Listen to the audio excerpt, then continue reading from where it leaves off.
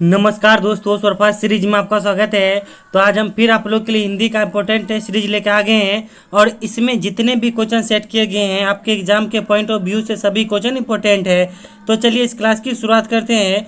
तो पहला क्वेश्चन है कि क वर्ग का उच्चारण स्थान कौन है। तो ऑप्शन में कंठ, तालु, नासिक, इनमें से कोई नहीं। तो देखिए क वर्ग का उच्चारण स्थान क्या होता है, तो कंठ होता है। उसके बाद सभी ऑप्शन को भी देख लेते हैं। तो देखिए च वर्ग का उच्चारण स्थान तालु होता है। उसके बाद आपको देखिए नासिक से जो है आपको अंग, अर, य, न हलंत, म हलंत ये सब बोला जाता है, ठीक ना। अब चलिए अगला क्वेश्चन देखते हैं कि हिंदी दिवस कब मनाया जाता है।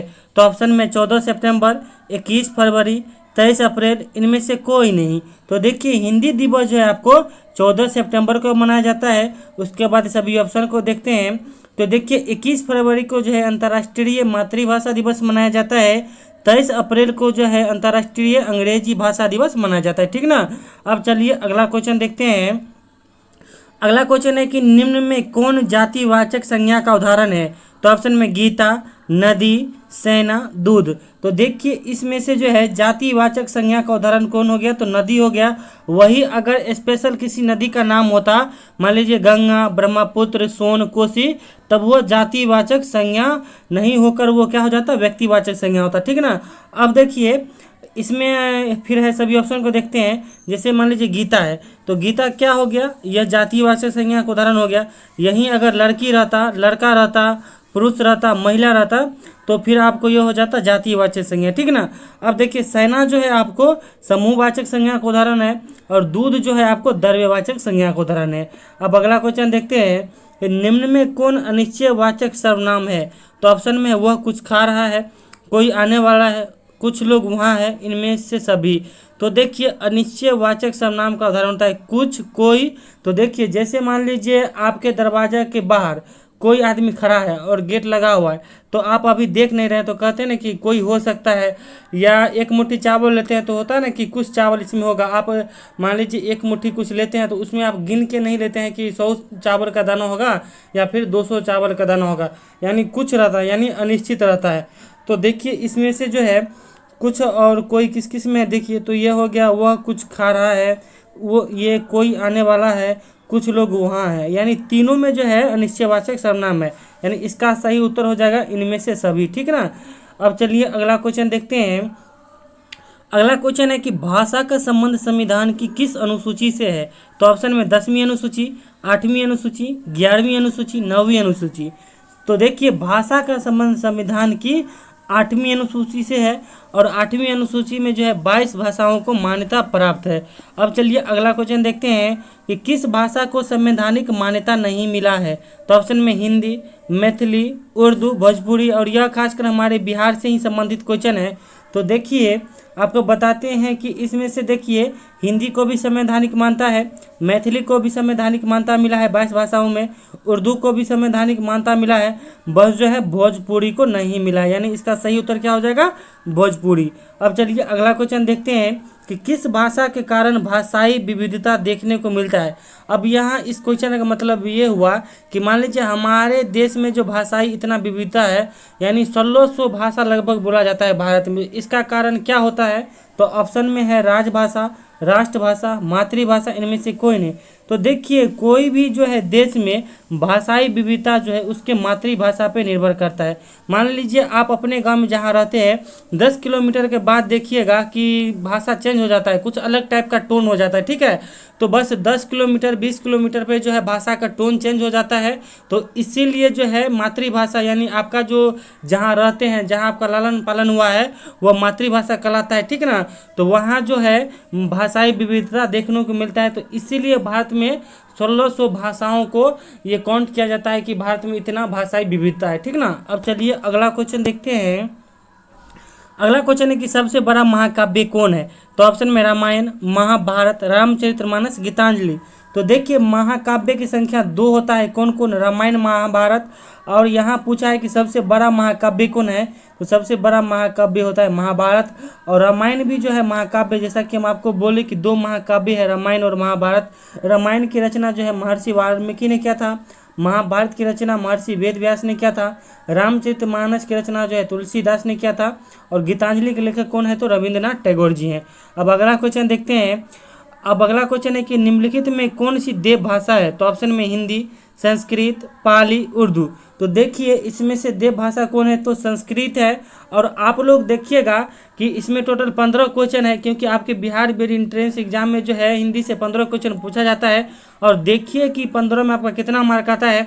हम अपेक्षा करते हैं कि आप लोग का जो है 10 प्लस ही आना चाहिए इसमें, ठीक है, क्योंकि बहुत सारा क्वेश्चन को पिछले कई सेट में हम बता चुके हैं। अब चलिए अगला क्वेश्चन देखते हैं। अगला क्वेश्चन है कि लोटा डोरी में कौन सा समास है? तो ऑप्शन में कर्मधारय समास, द्वंद्व समास, द्विगु समास, इनमें से कोई नहीं। तो देखिए लोटा डोरी में जो है द्वंद्व समास होता है। अब आपको बताए थे कि द्वंद्व समास पहचानने का उदाहरण, जब किसी भी दो शब्द के बीच में ये डैश रहेगा, यहाँ है ना जी डैश, तब वो द्वंद्व समास होता है। आंख मूंद के आप द्वंद्व समास मारिएगा। उसके बाद देखिए द्विगु समास में क्या होता है कि जिस समास में जो है संख्यावाचक का बोध होता है वो द्विगु समास होता है। जैसे मान लीजिए नवग्रह होता है ना कि नवग्रह का समाहार, यानी नौ जो है संख्यावाचक बोध होता है। तो जिस भी समास में देखिएगा कि संख्यावाचक बोध हो रहा है वह जो है द्विगु समास होता है। उसके बाद देखिए कर्मधारय समास में क्या होता है कि ऐसा समास जिसका पहला पद विशेषण और दूसरा पद विशेष्य होता है उसे कर्मधारय समास कहते हैं। अब देखिए यहाँ एक और इम्पोर्टेंट याद रखिएगा कि बहुव्रीहि समास, इसमें क्या होता है कि इसका कोई भी पद प्रधान नहीं होता है, ठीक ना। अब चलिए अगला क्वेश्चन देखते हैं। अगला क्वेश्चन है कि चितंबरा किसके द्वारा रचित कृति है? तो ऑप्शन में रामधारी सिंह दिनकर, मैथिली शरण गुप्त, हरिवंश राय बच्चन, सुमित्रा नंदन पंत। तो देखिए चितंबरा जो है सुमित्रा नंदन पंत की कृति है। उसके बाद सभी ऑप्शन को देखते हैं। तो देखिए रामधारी सिंह दिनकर जो है राष्ट्र कवि है और दूसरे हिंदी साहित्य के राष्ट्र कवि थे। इनकी कुछ कृतियां है कुरुक्षेत्र, रसीमरथी, उर्वशी, राम, ये जो है आपको रामधारी सिंह दिनकर की हो गया।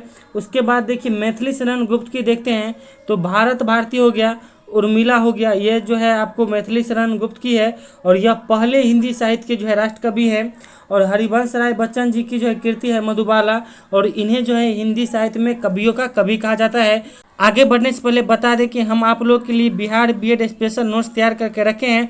बहुत सारे बच्चे हमारे साथ जुड़ चुके हैं और जो लोग अपनी तैयारी को बेहतर बनाने के लिए हमसे जुड़ना चाहते हैं, आप इस नंबर पे 70 50 38 71 42 इस पे छोटा सा अमाउंट मात्र 99 रुपया पेमेंट करके अनलिमिटेड नोट्स ले सकते हैं हमसे।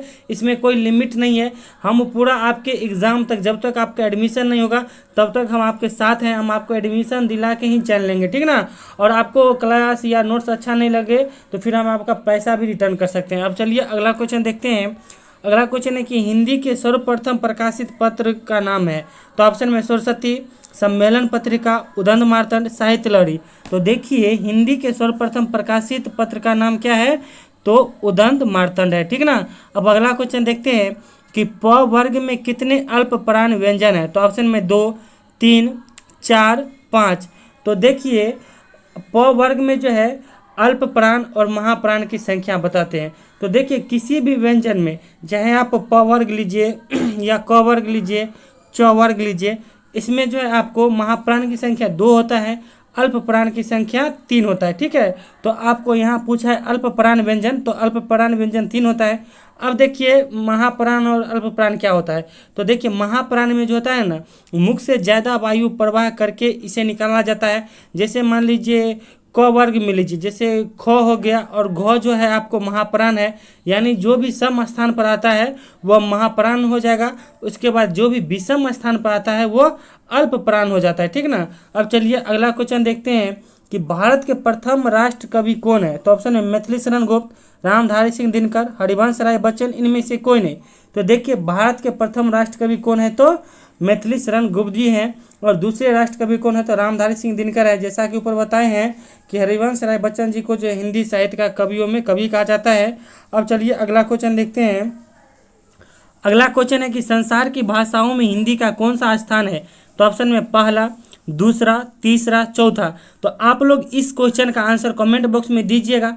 और देखिए हम आसान थोड़ा बना देते हैं, 50-50 कर देते हैं। तो देखिए वर्तमान में जो है संसार में पहला स्थान पर जो है अब अंग्रेजी भाषा बोला जाता है, दूसरा स्थान पर मैंदारिन बोला जाता है।